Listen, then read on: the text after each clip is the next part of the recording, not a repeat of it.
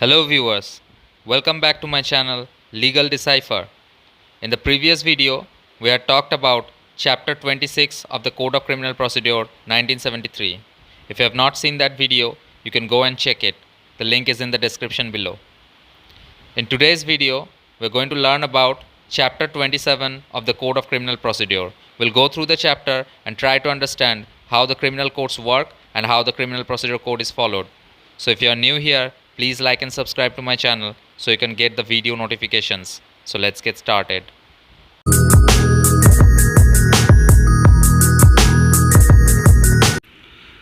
So today we are going to learn about chapter 27 that talks about the judgment. So in every court, after the trial is completed, a judgment is passed. So this chapter talks about that judgment. Now section 353 says that the judgment in every trial in any criminal court or original jurisdiction shall be pronounced in open court. So the judgment is always pronounced in the open court by the presiding officer immediately after the termination of the trial, or at some subsequent time of which notice shall be given to the parties or their pleaders. So either the judgment is passed right after the termination of the trial, or at any subsequent time to which the parties or their pleaders will have notice to. Now how is the judgment passed? It is passed by delivering the whole of the judgment, or by reading out the whole of the judgment, or by reading out the operative part of the judgment and explaining the substance of the judgment in a language which is understood by the accused or his pleader. So either the judgment will be delivered in whole, or it will be delivered by reading out the whole judgment. It is generally read out as to the operative part of it. So the part that operates, that is the part of the judgment that sums up the judgment and decides onto whose favor the judgment is passed and what is the outcome of the judgment, that part is called the operative part. It will be read out and the substance of the judgment will be explained in a language that is understood by the accused or his pleader. Now where the judgment is delivered under clause A of subsection 1, that is by delivering the whole judgment, the presiding officer shall cause it to be taken down in shorthand. So he will dictate it and it will be taken down in a shorthand format, and after that he shall sign the transcript and every page thereof as soon as it is made ready. So in every page of that judgment his signature will be there, and write on it the date of the delivery of the judgment in open court. So a judgment is always given a date on which it was delivered. Now where the judgment or the operative part thereof is read out under clause B or clause C, then it shall be dated and signed by the presiding officer in open court, and if it is not written with his own hand, every page of the judgment shall be signed by him. So the procedures are the same. It will contain a date that will reflect on which date it was delivered, and every page of such judgment shall be signed by such judge. Now where the judgment is pronounced in the manner specified in clause C, the whole judgment or a copy thereof shall be immediately made available for the perusal of the parties or their pleaders free of cost. So when the operative part is read out in the open court, then the copy of that entire judgment shall be immediately made available so that the parties can peruse it or the pleaders can get it free of cost. Now if the accused is in custody, he shall be brought up to hear the judgment pronounced. So he will not be in the custody when the judgment is pronounced. He will be brought before the court. The court will pass the judgment in open court, and the accused against whom such judgment is pronounced shall also be present there. So it will be read out or delivered in the presence of the accused. If the accused is not in custody, he shall be required by the court to attend to hear the judgment pronounced, except where his personal attendance during the trial has been dispensed and the sentence is one of fine only, or he is acquitted. So in three cases the accused person need not be present at the time of passing the judgment. What are those three cases? Where his personal attendance is dispensed with during the trial, or where the sentence is of fine only, no imprisonment, only fine, or he is acquitted. So in either of these three cases, the accused need not be attending the pronunciation of the judgment. Now, provided that where there are more accused than one, and one or more of them do not attend the court on the date on which the judgment is to be pronounced, the presiding officer may, in order to avoid undue delay in the disposal of the case, pronounce the judgment notwithstanding their absence. So, where there are more than one accused and any one or a number of them are not present in the court, but it is in the discretion of the presiding officer who is passing such judgment, if he believes that it is going to suffer an undue delay if he waits for those accused to be present before the court, then in that case he will dispose of the case pronouncing the judgment even in their absence. So no judgment delivered by any criminal court shall be deemed to be invalid by reason only of the absence of any party or his pleader.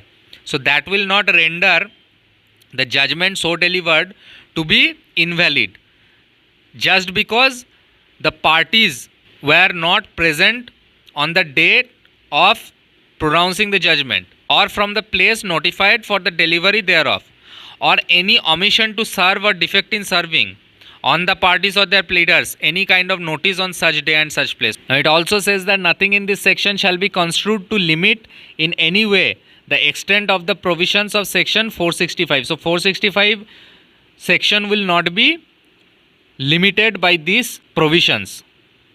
Now section 354 talks about language and contents of the judgment.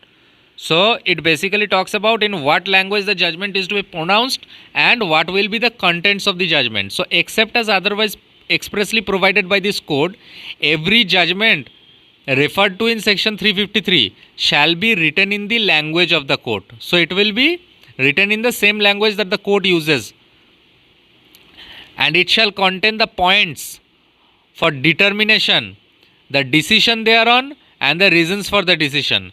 What was the allegation that was made against him, and then there will be some points that will be discussed therein as to in whose favor those points were determined. After that, there will be a decision, and there will also be the reasons for coming to such decision, and it shall specify the offence of which and the sections of the Indian Penal Code or other law under which the accused is convicted and the punishment to which he is sentenced.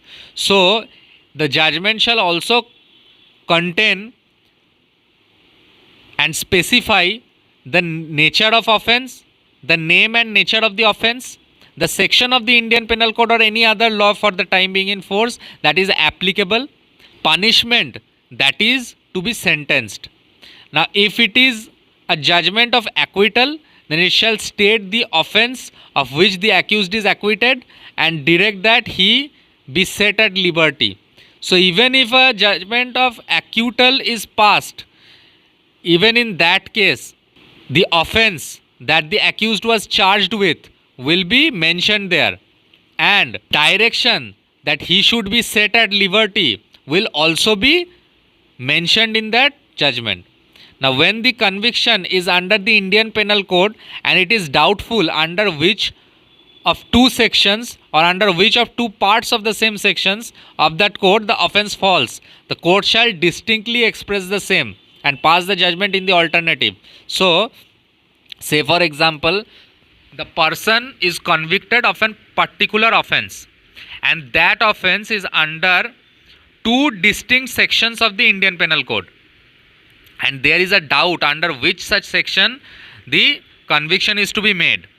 Or if the section is the same but there are two parts of the section and both parts talk about different aspects, and such accused will be convicted under such particular part of that section, then in that case also the judgment shall contain the distinct expression as to which part of that section or which of the two sections is to be applied for such conviction. Then only the judge shall pass the judgment. So when the conviction is for an offence punishable with death or in the alternative with imprisonment for life, then the judgment shall state the reasons for the sentence awarded, and in the case of sentence of death, the special reasons for such sentence. So all the reasons or special reasons for awarding a sentence will be mentioned in the judgment. Now when the conviction is for an offence punishable with imprisonment for a term of 1 year or more, but the court imposes a sentence of imprisonment for a term less than 3 months, it shall record its reasons for awarding such sentence. So where the imprisonment is for a term of 1 year or more, but the court is imposing an imprisonment for a term less than 3 months, then it shall always record its reasons for awarding such sentence as to why he awarded such sentence, unless the sentence is one of imprisonment till the rising of the court or unless the case was tried summarily under the provisions of this court. So this will not have to be done when one of this imprisonment is till the rising of the court or unless the case was tried summarily under the provisions of this code. So when any person is sentenced to death, the sentence shall direct that he be hanged by the neck till he is dead. So where a sentence of death is passed, then the procedure will always be the same. That person will be hanged by the neck. So he will be tied a rope around his neck and he will be hanged in that manner until he is dead. So the exact words that are used is that this person shall be hanged till death. That is the exact phrase that is used.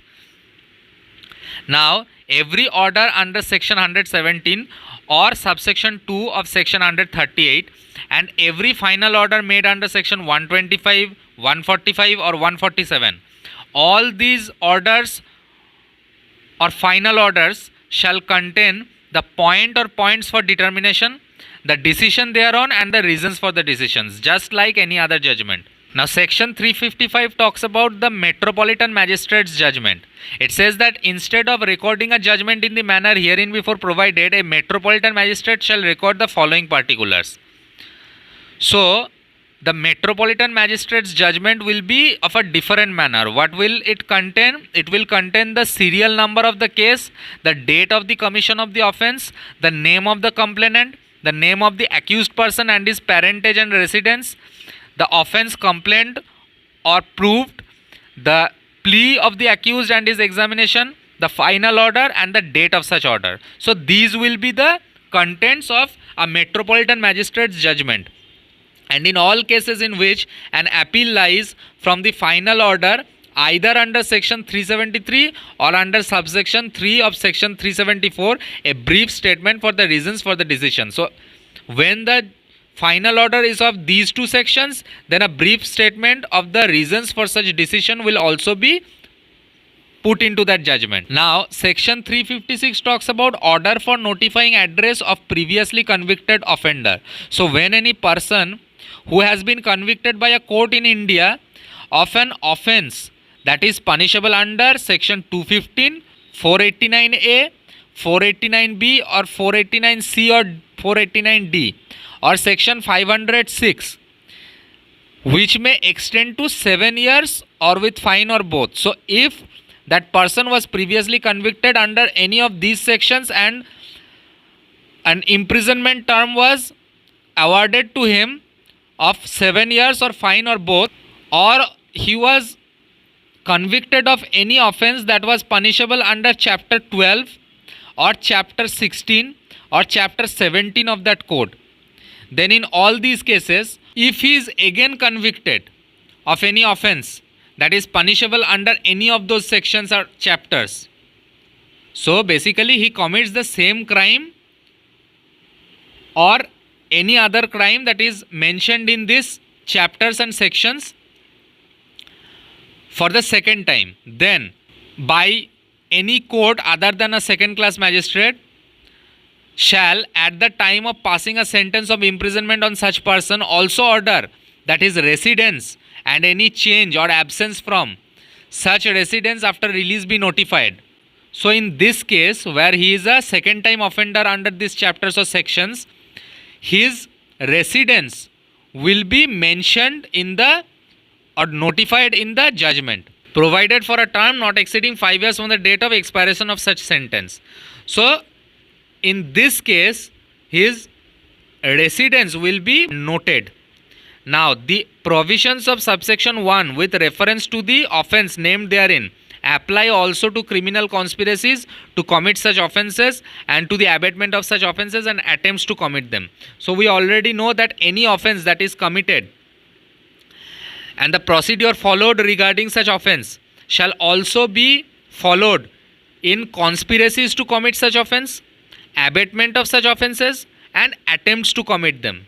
Now if such conviction is set aside on appeals or otherwise, then such order shall become void. And an order under this section may also be made by an appellate court or by the High Court or Court of Sessions when exercising its power of revision. So these orders can also be provided in revisions. Now the state government may by notification make rules to carry out the provisions of this section relating to the notification of residence or change of or absence of residence by released convicts. So the state government will by notification make rules as to how to carry out the provisions regarding the residence notification or change of or absence of residence. And such rules may provide for punishment for the breach thereof, and any person charged with a breach of any such rule may be tried by a magistrate of competent jurisdiction in the district in which the place last notified by him and his place of residence is situated. So any such rules that are provided for such punishment, if they are breached by any such person who is charged with a breach, then he may be tried by the magistrate who has competent jurisdiction in that district where the place last notified by him or the place of residence of that accused is situated. So that magistrate will have the charge. Now, section 357 talks about order to pay compensation. So when a court imposes a sentence of fine or a sentence including a sentence of death of which fine forms a part. So whenever a judgment talks about any fine that is imposed on the accused, now the court may, when passing judgment, order the whole or any part of the fine recovered to be applied. So how will it be applied? It will be applied in defraying the expenses of properly incurred in the prosecution, in the payment to any person of compensation for any loss or injury caused by the offence, when the compensation is, by opinion of the court, recoverable by such person in a civil court, or when any person is convicted of any offence for having caused the death of another person or having abated the commission of such offence in paying compensation to the person who are under Fatal Accidents Act, entitled to recover damages from the person sentenced for the loss resulting to them on such death. And when any person is convicted of any offence which includes theft, criminal misappropriation, criminal breach of trust, cheating, dishonestly receiving or retaining property, or having voluntarily assisted of disposing of stolen property, knowing or having reasons to believe that the same has been stolen, in compensating any bona fide purchaser the loss for such property in the same manner as it is restored to the possession of the person entitled thereto. So if we go through all these clauses of this section, we will understand that the fine that is imposed upon the accused will be recovered as if it is defraying the expenses of properly incurred in the prosecution, or as if it is the payment to any person for compensation of any loss or injury that is caused by that offence, or when any person is convicted of having caused the death of another person, and those person who are to be paid the compensation shall be paid in the same manner or to the same persons who would recover damages entitled under Fatal Accidents Act. So the procedure will be of that kind.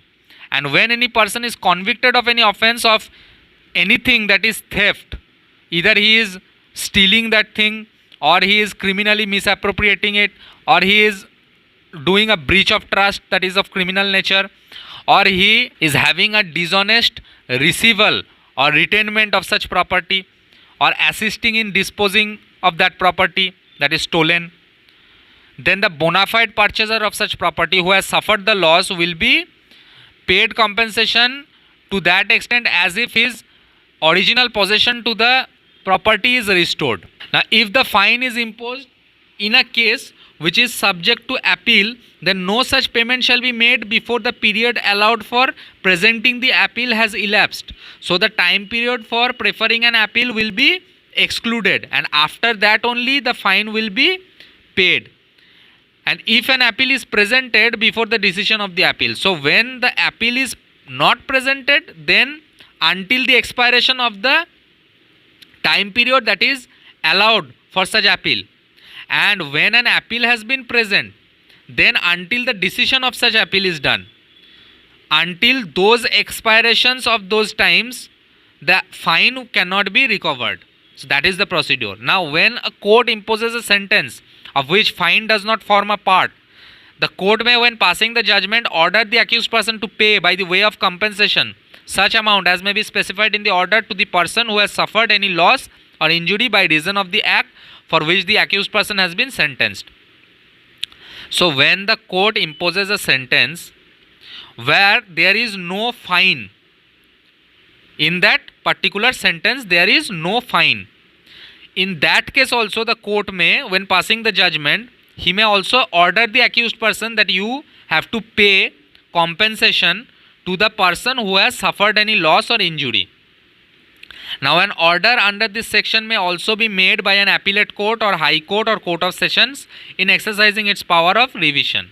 Now, at the time of awarding compensation in any subsequent civil suit relating to the same matter, the court shall take into account any sum paid or recovered as compensation under this section. So the civil court will also take into account any sum paid to or recovered by the aggrieved party. Now let's move on to section 357A that talks about victim compensation scheme.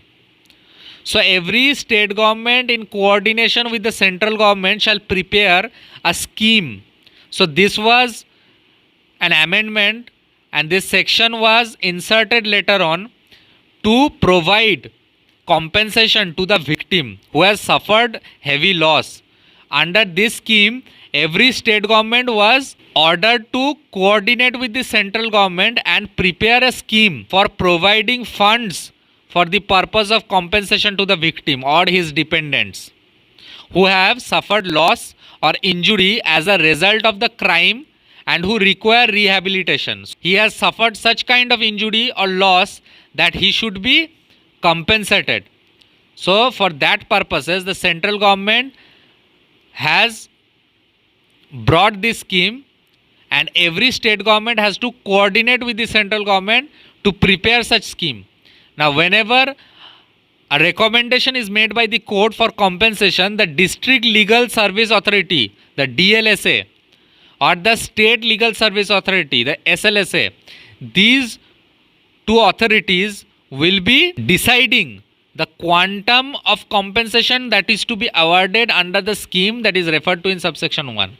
So what will be the parameter, what will be the amount or quantum of compensation that is to be awarded to the aggrieved party, that will be decided by the DLSA or the SLSA as the case may be. So the recommendation will be made by the court that this person shall fall under the victim compensation scheme and this person shall have to be compensated by the accused person.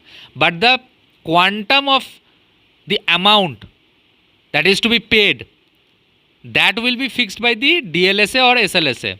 Now, if the trial court at the conclusion of the trial is satisfied that the compensation awarded under section 357 is not adequate for such rehabilitation. So we have already read that in section 357 there is a provision of awarding compensation. Now what happens if that compensation is not adequate for such a rehabilitation of that aggrieved person or victim? Then in that case, where the cases end in acquittal or discharge, say for example the accused is acquitted or discharged and the victim has to be rehabilitated, in that case it may make a recommendation for compensation. Now, where the offender is not traced or identified, but the victim is identified. So, say for example, there is a certain unfortunate event that has happened to the victim, and the victim is thereby severely suffered loss. Now, the offender could not be traced or identified, but the victim is identified. And where no trial takes place, then the victim or his dependents may make an application to the state or the district legal services authority for award of compensation.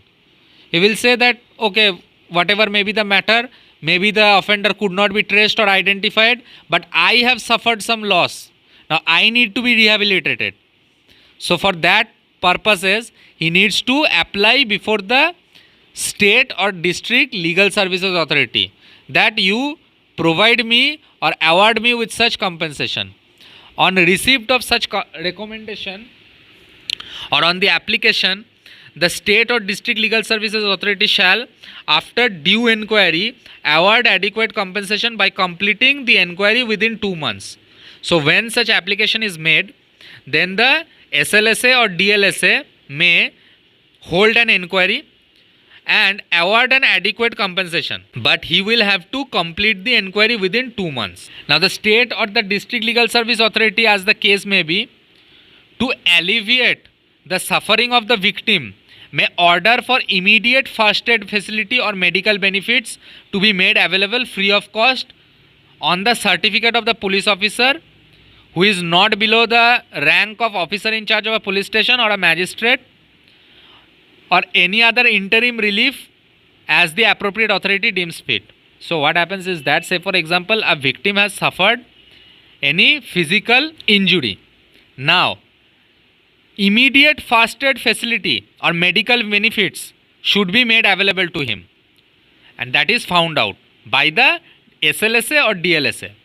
Then the DLSA or SLSA, as the case may be, he will provide immediate first aid facility or medical facilities. The police officer or the magistrate will certify that to the district legal services authority or the state legal services authority, as the case may be, and those authorities will be providing those facilities or medical benefits, as the case may be, free of cost to the victim who is concerned.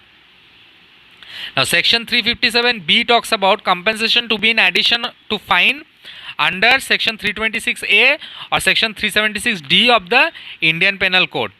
So wherever it is an offence that is falling under section 326A that deals with acid attacks, or section 376D, that is, then in that cases compensation shall be payable by the state government under section 357A in addition to the payment of fine to the victim under section 326A or 376D of the Indian Penal Code. So what happens is that when the judgment is passed, then a fine is imposed on the accused person, but irrespective of that fine, a further compensation is also allowed under section 357A.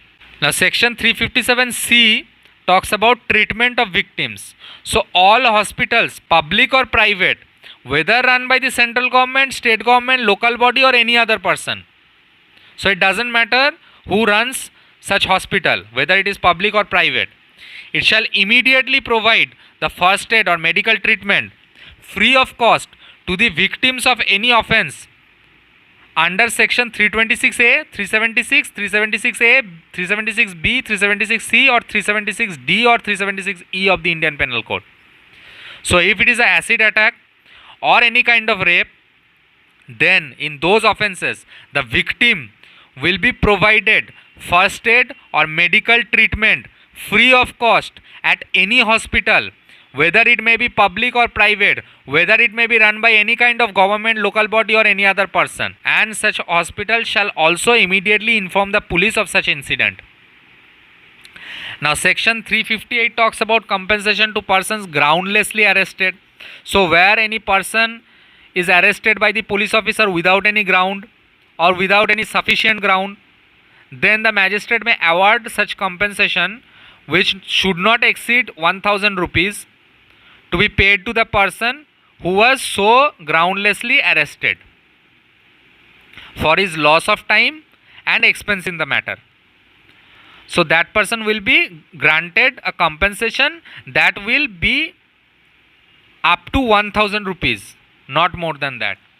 And in such case, if more persons are arrested, if more than one persons are arrested groundlessly, then the magistrate may award each of them such compensation not exceeding 1000 rupees. So all of them will be separately provided the compensation.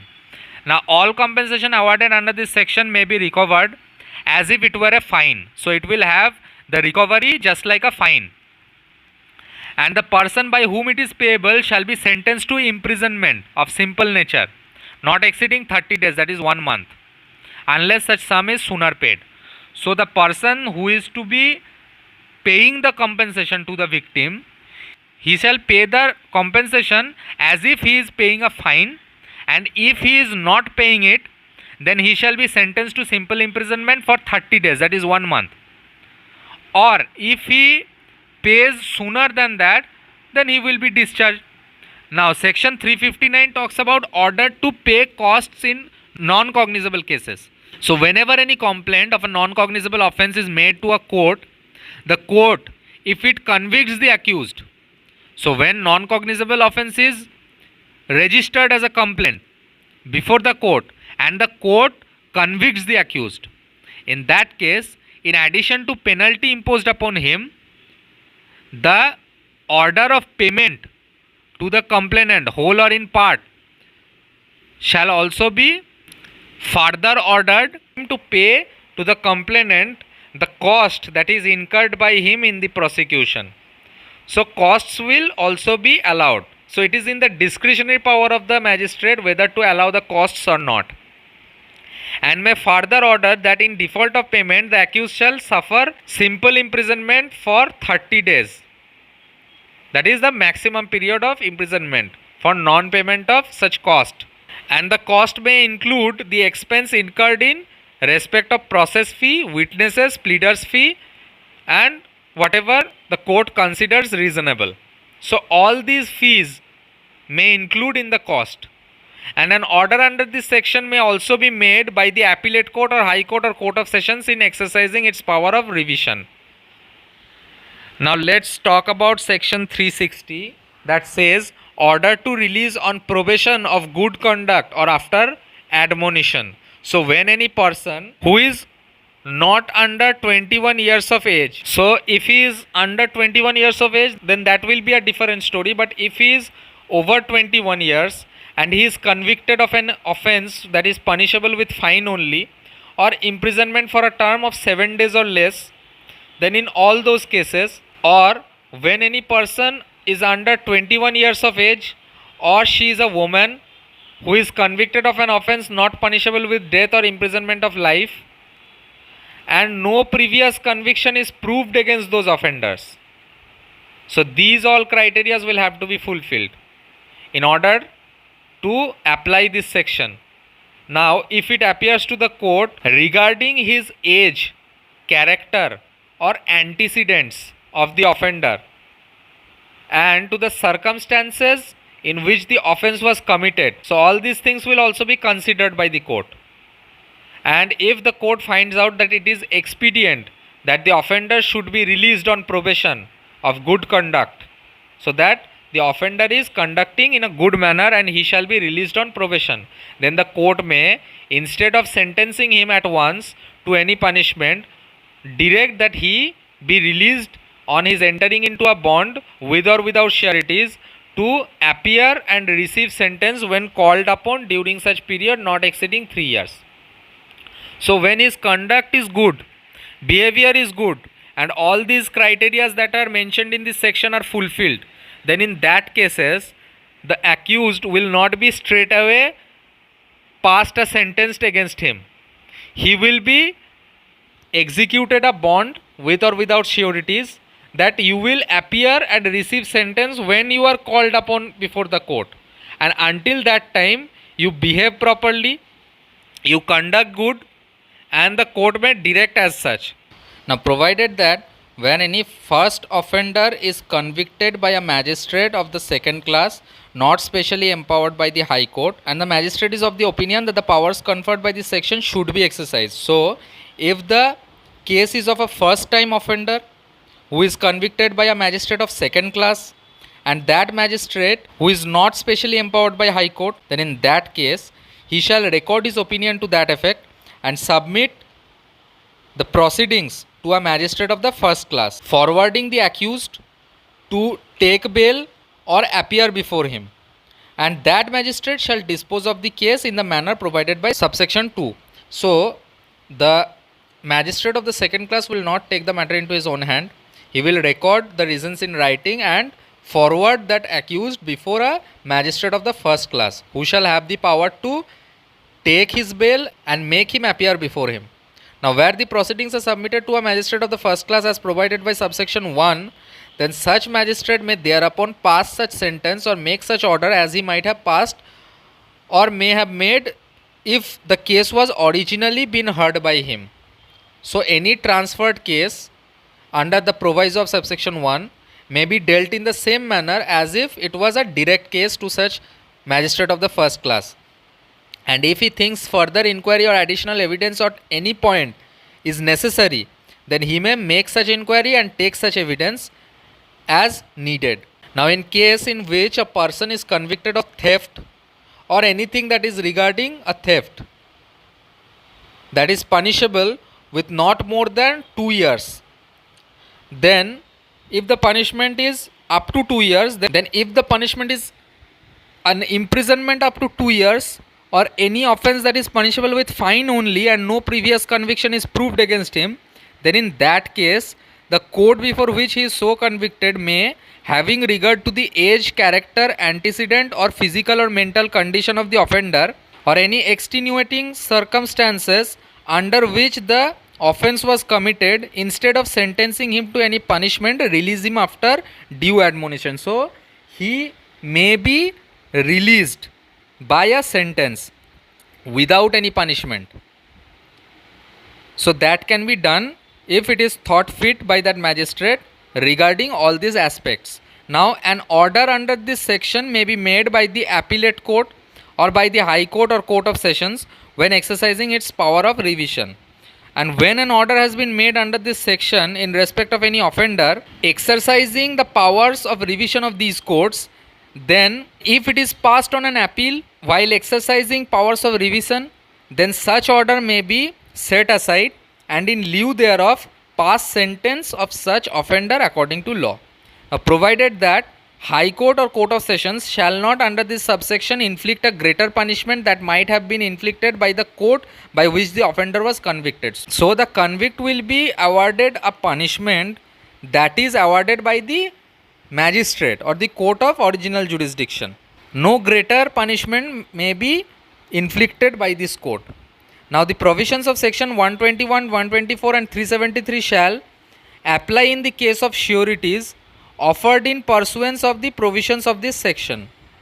So, all these provisions will be applied in case of sureties. Now, the court before directing the release of an offender under subsection 1, it shall be satisfied that an offender or his surety has a fixed place of abode or regular occupation in the place for which the court acts on, or if the offender is likely to live during the period named for the observation of the conditions.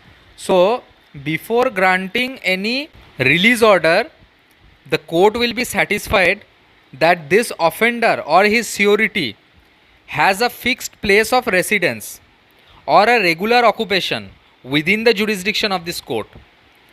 And if the court which convicts the offender or a court which could have dealt with the offender in respect of his original offense, if that court is satisfied that the offender has failed to observe any of the conditions of his recognizance, it may issue a warrant for his apprehension.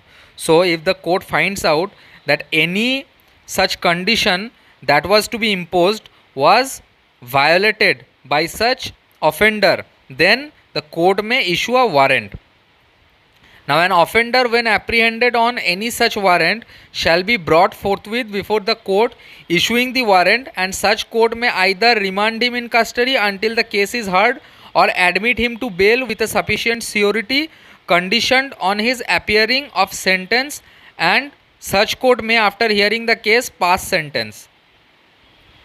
So, an offender who is apprehended on any such warrant shall be brought forthwith before the court who is issuing the warrant, and such court may either remand him in custody or he may be heard or he may be admitted to bail with sufficient surety conditioning his appearance for sentence before such court, and after hearing the case the court will pass the sentence. Now, nothing in this section shall affect the provisions of Probation of Offenders Act 1958 or Children's Act 1960 or any other law for the time being in force for the treatment, training or rehabilitation of youthful offenders. So, the provisions that are related to these acts that are mentioned here or any other law that deals with the treatment, training or rehabilitation of youthful offenders, this section will not affect or not disturb those provisions. Now, section 361 talks about special reasons to be recorded in certain cases. So, when the court could have dealt with an accused person under section 360 of the Probation of Offenders Act or a youthful offender under the Children Act 1960 or any other law for treatment, training or rehabilitation of such youthful offender, but has not done so. So, the court had the option to try such offender under those acts, but the court has not done so. Then in that case, it shall record its judgment the special reasons for not having done so. Now, section 362 talks about court not to alter judgment. So, once a judgment is been pronounced or a final order has been delivered disposing a case, then after that, that judgment will not be altered except a correction of a clerical or arithmetical error. So, clerical and arithmetical errors are excluded here. These errors can be altered and corrected, but the rest of the judgment will not be touched.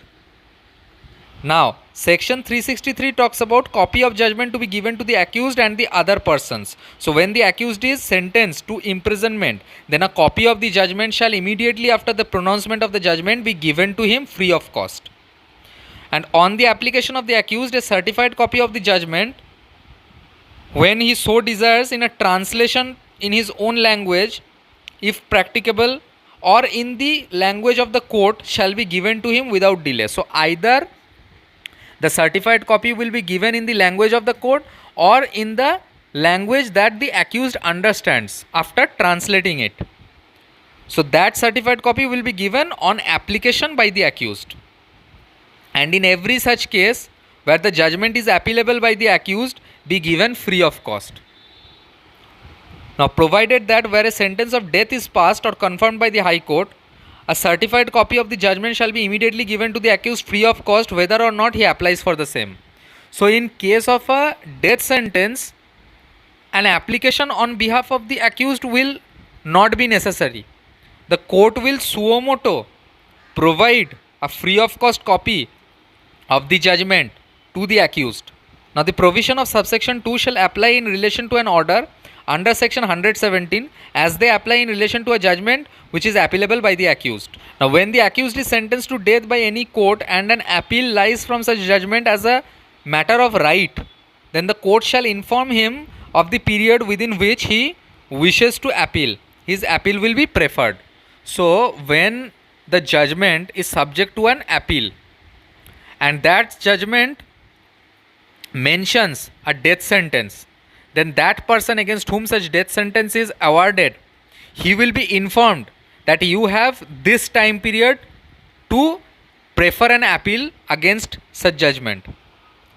Now, save as otherwise provided in subsection 2, any person affected by a judgment or order passed by a criminal court shall, on the application made in his behalf and on payment of prescribed charges, be given a copy of such judgment or order or any disposition or other part of the record.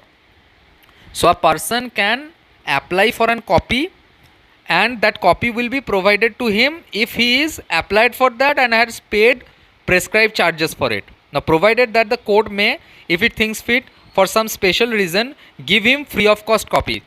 Now, the High Court may, by rules, provide for the grant of copies of any judgment or order of a criminal court to a person who is not affected by the judgment or order on payment of such fees as is prescribed and on such conditions as the High Court may, by rules, provide. So, the High Court has the power to provide any person with a copy of such order or judgment if he has paid such prescribed fees and if the High Court by rules has provided that this person is entitled to get that copy. Now, section 364 talks about judgment when to be translated. So, the original judgment shall be filed with the record of the proceedings, and where the original is recorded in a language different from that of the court and the accused so requires, a translation thereof into the language of the court shall be added to such record. So, if it is in another language that the court does not use, or if the accused has thereby applied for it, only in those two cases the judgment will be translated. Now, let's move on to the last section of this chapter, that says section 365, which talks about Court of Sessions to send copy of finding and sentence to district magistrate. So, it says that in cases tried by the Court of Sessions or Chief Judicial Magistrate, the court of such magistrate, as the case may be, shall forward a copy of its finding and sentence to the district magistrate within whose local jurisdiction the trial was held. So, the Court of Session or the Chief Judicial Magistrate will send a copy to the local magistrate as to his findings and the sentences that he has passed whose trial was held before him. So that's all in this video. If you like my videos, then don't forget to smash the like button and subscribe to my channel. Thank you so much for watching this video.